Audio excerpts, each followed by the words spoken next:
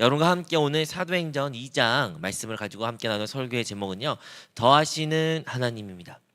자, 사랑하는 성도 여러분, 요즘에 우리는 무엇인가를 더 해야 된다라는 강박 가운데 살고 있습니다. 그렇지 않나요? 예를 들어 학생들은 부모님이 뭐라 합니까? 공부해라, 좀 공부해라, 조금만 더 해라. 뭐 자격증, 이제 취업 준비생들은 뭘 준비해야 됩니까? 자격증을 더 준비해야 된다. 이거 더 필요하다. 이게 부족하다. 뭐 스펙을 더 쌓아야 된다라고 말하곤 합니다. 더 많은 경험, 더 많은 지식, 또는 돈을 버는 사람도 우리는 무엇을 위하여 돈 법니까? 더 많이 돈을 벌기 위하여, 더 좋은 대우를 받기 위하여 우리 자신을 자기 개발을 하곤 있죠. 더 큰 수입을 올리기 위해서.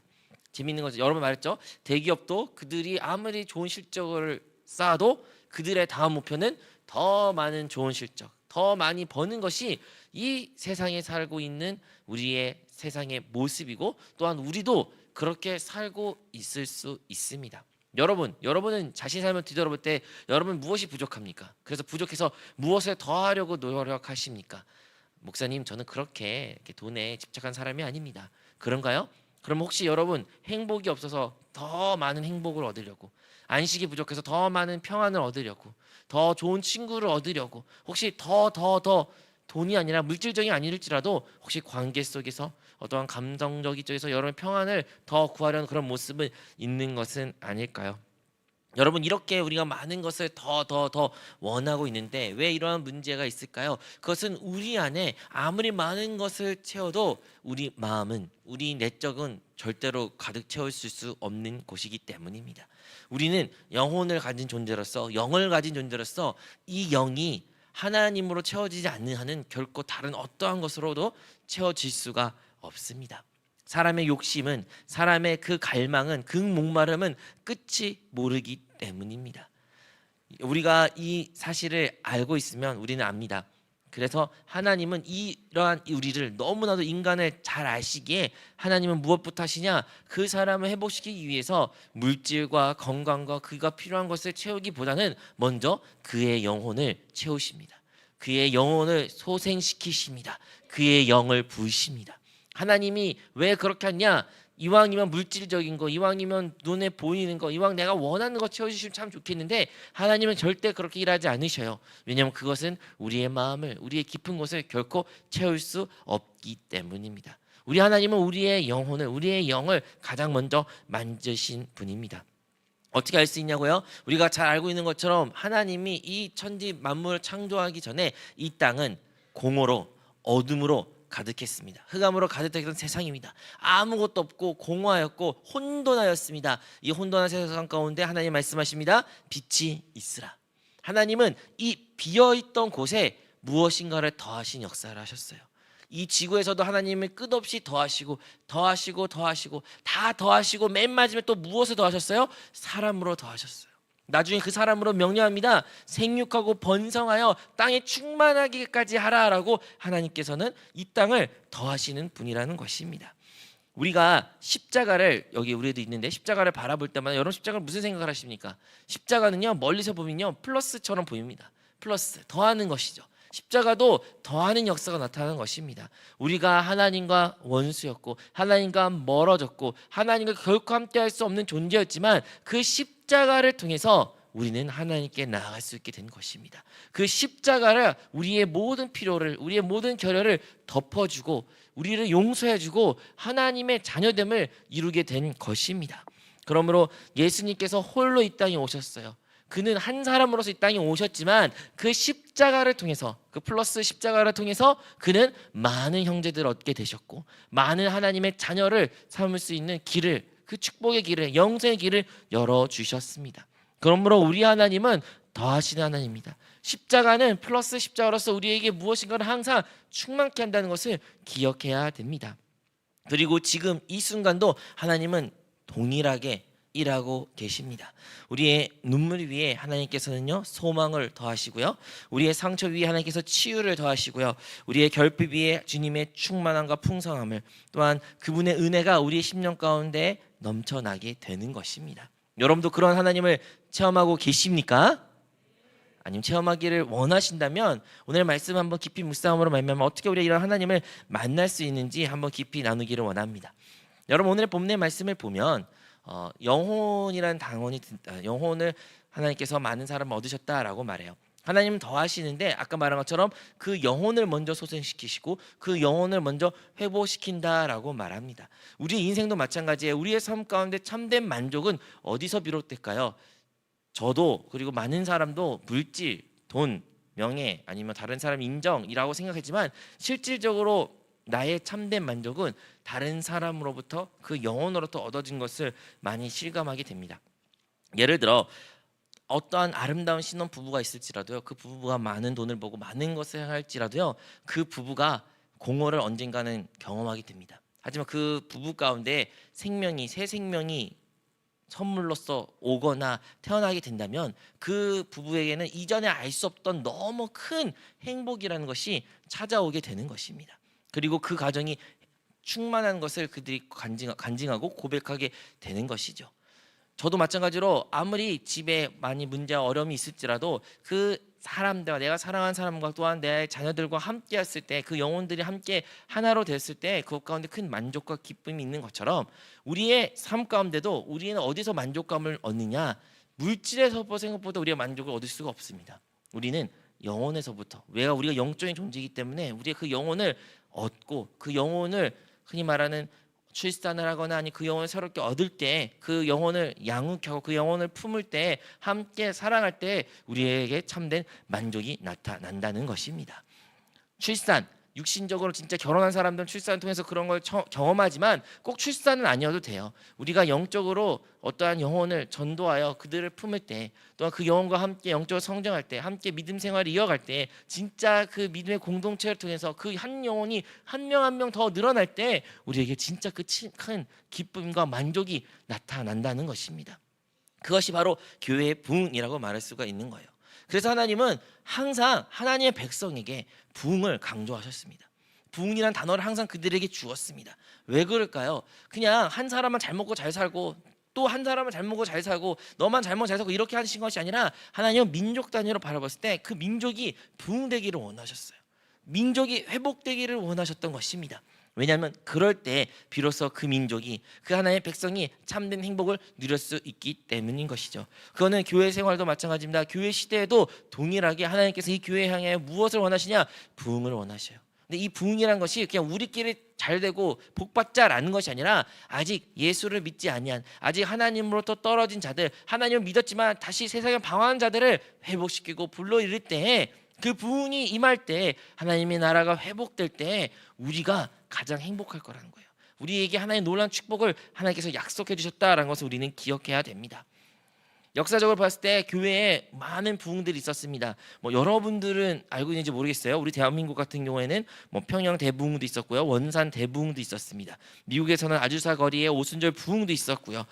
미국의 대각성 운동도 18세기에 있었죠. 이렇게 많은 운동들이, 많은 부흥의 역사들이 세계 곳곳에, 또 우리 대한민국에도 있었고, 또 조영기 목사님을 필두로 하여 또한 많은 최근에도 큰 부흥이 있었습니다. 그런데 이 부흥의 원조, 교회의 부흥의 원조, 오리지널은 어디입니까? 바로 오늘 우리가 본문에 읽었던 사도행전이에요. 이 사도행전이 바로 그 부흥의 원초가 되는 시발점이 되는 곳이라는 것입니다. 그런데 이 부흥, 한 번의 설교로 몇 명이요? 3,000명 되는 인파가 예수님을 영접하게 되었어요.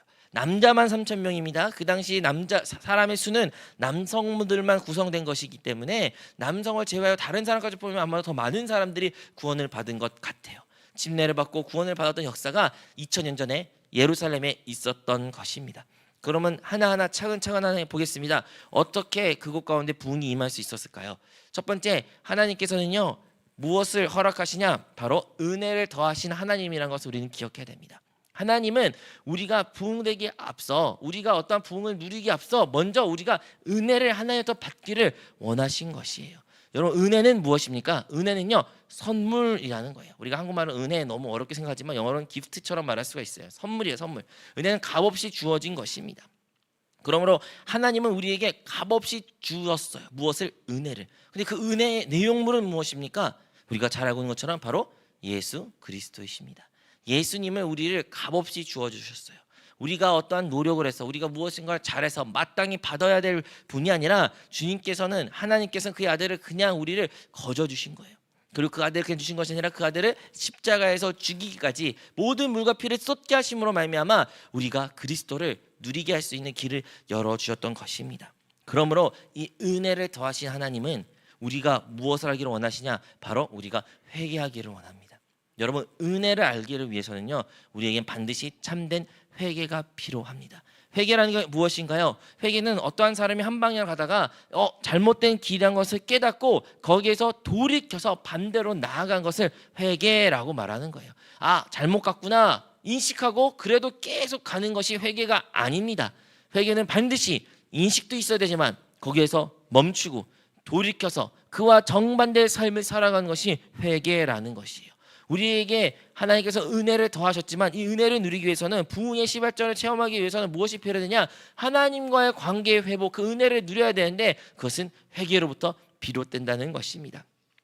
사랑하는 여러분, 여러분은 그 회개, 그 방향 바꾸는 것을 여러분 삶 가운데 지금 정말 삶 가운데 실현되고 있고 그렇게 살고 계십니까? 하나님을 기뻐하신 일, 하나님의 의의 길, 성령님이 인도하시고 성령이 이끄시는 그 길을 여러분 지금 걷고 계십니까? 만약에 우리가 그러한 길을 걷고 있으면 우리의 말이 바뀌고요, 우리의 생각이 바뀌고요, 우리의 삶이 변화되고 습관도 변화됩니다. 그러면 우리는 하나님의 놀라운 은혜를 자연스럽게 누리게 됩니다. 반대로 나의 마음이 왜 이렇게 은혜가 없을까? 왜 나는 이렇게 공허하고 여전히 어둠 가운데 답답한 가운데 놓여 있을까라고 생각했으면 한번 우리의 삶을 뒤돌아봅시다. 혹시 여전히 우리가 죄 가운데 있는 것은 아닙니까? 여전히 세상을 사랑하고 세상의 것을 방법으로 생각하고 세상이 알려주는 말에 귀 기울이며 염려와 걱정 근심으로 살아간 우리의 모습이 있는 것은 아닙니까? 이것은 결코 회개한 사람의 모습이 아닙니다. 우리는 하나님의 그 오순절 날에 임했던 그 부흥의 역사를, 정말 영혼이 더하는 역사를 우리의 삶 가운데 동일하게 체험하기를 원한다면 우리는 먼저 그 회개의 영을 가져야 된다는 것입니다. 오늘 본문의 말씀처럼 그 회중들이 무엇을 깨달았습니까?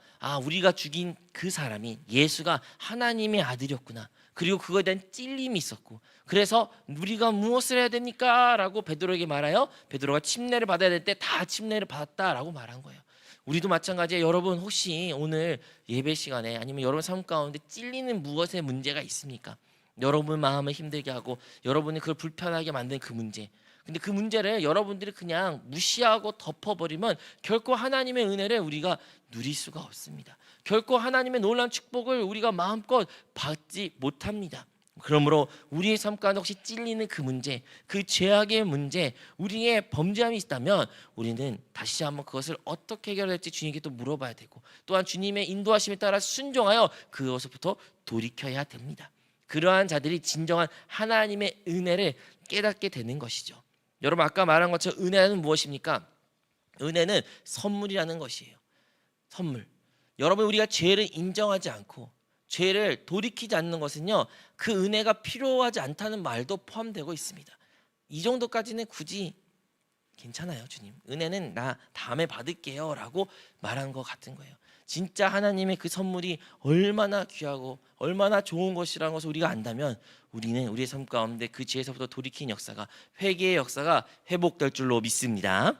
자, 두 번째로 우리가 알고 있는 것처럼 하나님께서는 그들을 회개시켜 주셨고 은혜를 먼저 더해 주셨습니다. 그 다음에 하나님께서 그들 뭘 주셨냐면 능력을 더해 주셨어요. 능력을. 우리가 잘 알는 것처럼 예수님께서 죽으시고 부활해서 승천하실 때 예수님의 제자들이 모여서 마가의 다락방에서 기도하였습니다. 그들이 기도했을 때 예수님께서 약속하셨던 성령이 그들에게 임하였고 성령의 능력이 충만함으로 말미암아 그 복음을 전파했어요. 그 선물, 그 성령이 그들에게 임했을 때 그들은 능력 있는 사람이 되었던 것입니다. 이 능력이 방언을 말하였고 은사가 나타나였고 담대하였고 이런 많은 능력도 포함되어 있습니다. 마찬가지로 우리의 삶 가운데 하나님은 우리의 이 인생 가운데 이 세상 가운데서 능력을 더하시기를 원하십니다. 근데 하나님께서 어떠한 방법으로 능력을 더하시냐? 바로 그분의 성령을 더해요. 그 성령의 충만함을 받는 자들에게 하나님은 날마다 능력을 더한다는 것을 우리는 기억해야 됩니다. 왜냐하면 성령은요, 그렇게 안 바뀐 우리를 바꿔 놓으시기 때문입니다.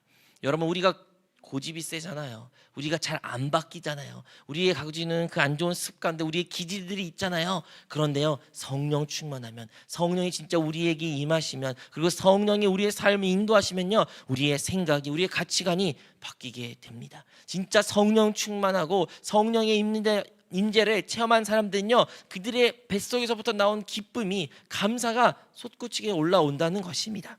또한 죄를 이길 수 있는 능력이 생기게 되고요, 어떠한 상처와 아픔이 있을지라도 그것을 뛰어넘을 수 있는 용기와 또한 능력이 그 성령 안에 있는 것입니다.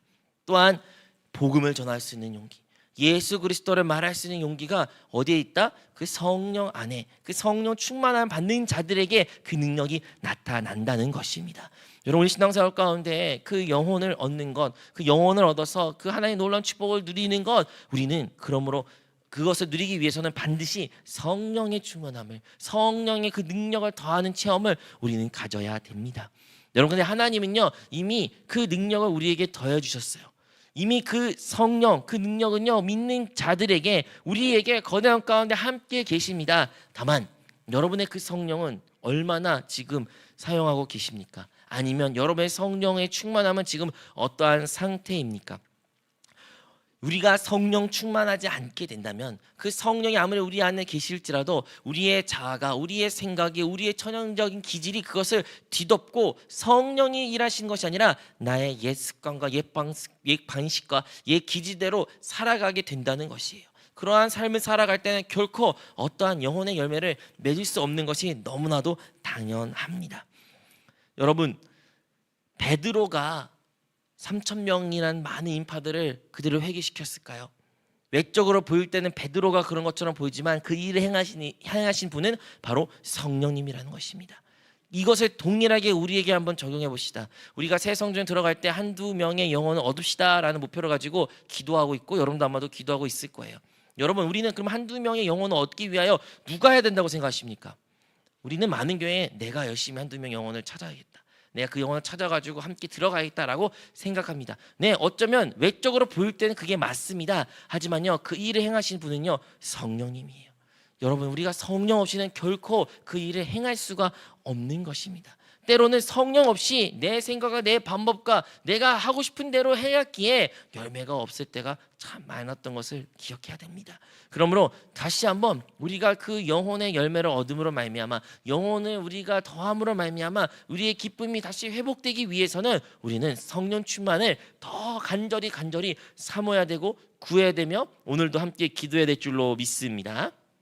이렇게 성령 충만한 자에게는 반드시 영혼의 열매가 맺게 되는데, 이렇게 영혼의 열매가 맺으니까 당연히 그 공동체 가운데, 그 교회 가운데 영혼들이 더 많이 몰릴 수밖에 없고 더할 수밖에 없는 것이에요. 여러분, 하나님의 나라 이 땅 가운데 주님의 몸된 교회에서 나타내고 보여지는데, 이 하나님의 나라가 나날이 번성되고 교회가 번성되고 또한 부흥될 때 가장 기뻐하신 분은 다름 아니라 하나님이시겠죠. 그런데 그러한 일에 동참하고 힘쓰면 쓸수록 그들은 하나님의 놀라운 복을 많이 받았던 것을 우리가 알 수가 있습니다. 우리 대한민국 땅 가운데서도 지금 많이 경제적으로 과거에 비하면 비교할 수 없을 만큼 많이 잘 살고 또한 부유해졌고 복을 많이 받았다라고 말합니다.